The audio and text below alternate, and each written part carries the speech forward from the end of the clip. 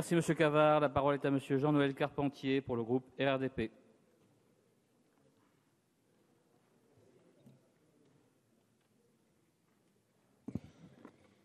Merci Monsieur le Président, Monsieur le Ministre, chers collègues. Lors de la discussion générale sur ce texte, j'avais indiqué que, selon les députés du groupe de RDP, la Nation devait parler d'une seule et même voix sur la question essentielle que celle de la jeunesse et de l'emploi. J'avais dit mon sentiment qu'il faut parfois savoir se rassembler, fût-ce au prix de l'abandon de certains clivages un peu artificiels. J'avais espéré que ce projet, soutenu par l'ensemble des partenaires sociaux, serait porté par toute la représentation nationale et que cela permettrait d'envoyer un signal fort à l'ensemble de la nation par le biais du soutien de notre jeunesse. Je crains que ce vœu ne soit sans doute qu'un vœu pieux, une naïveté de ma part, la droite, un peu gênée, il est vrai, par un texte dont elle voit bien qu'il va dans le bon sens, n'en a pas moins, tout au long des débats, tenté des postures d'opposition qu'elle croit malheureusement existentielles, à l'image de la discussion générale où l'UMP a annoncé qu'elle votera contre. Je le regrette.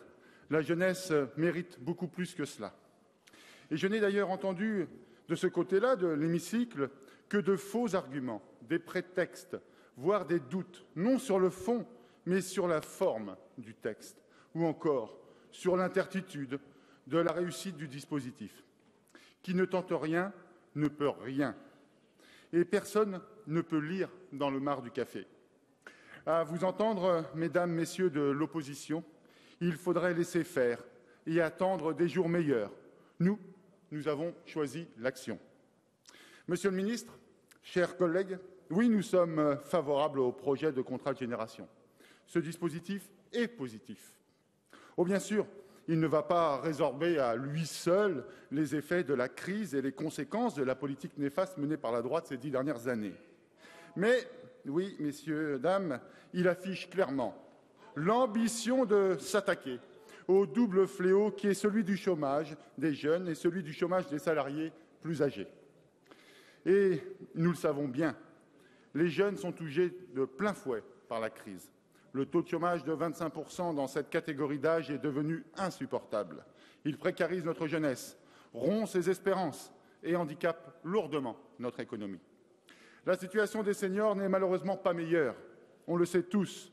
Et nous savons aussi que lorsque l'on a perdu son emploi passé 50 ans, il est devenu quasiment impossible d'en retrouver un autre. C'est un terrible gâchis.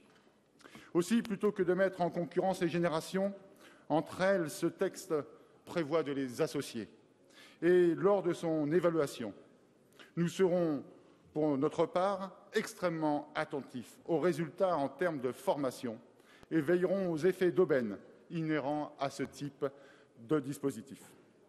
Enfin, pour finir, Monsieur le Président, Monsieur le Ministre, je veux saluer ici le résultat de la démarche de concertation du gouvernement qui a permis, sur ce texte, un accord entre l'ensemble des partenaires sociaux avec toutes les organisations syndicales. Et j'aimerais que cette démarche aboutisse aussi sur d'autres dossiers, comme par exemple sur celui de la sécurisation de l'emploi. Et sans un accord unanime des organisations syndicales, Monsieur le Ministre, sur ce dernier texte, il faudra bien qu'on en reparle dans cet hémicycle. Voilà, Monsieur le Président, Monsieur le Ministre, nous voterons donc ce contrat de génération. Pragmatique, ce projet de loi complète utilement le dispositif des emplois d'avenir. Il donne une cohérence à nos choix et à notre voie pour l'emploi. Il donne un signe positif, un signe d'espoir, un signe de soutien. Notre jeunesse en a besoin. La République doit le faire. Je vous remercie de votre attention. Merci, Monsieur Carpentier.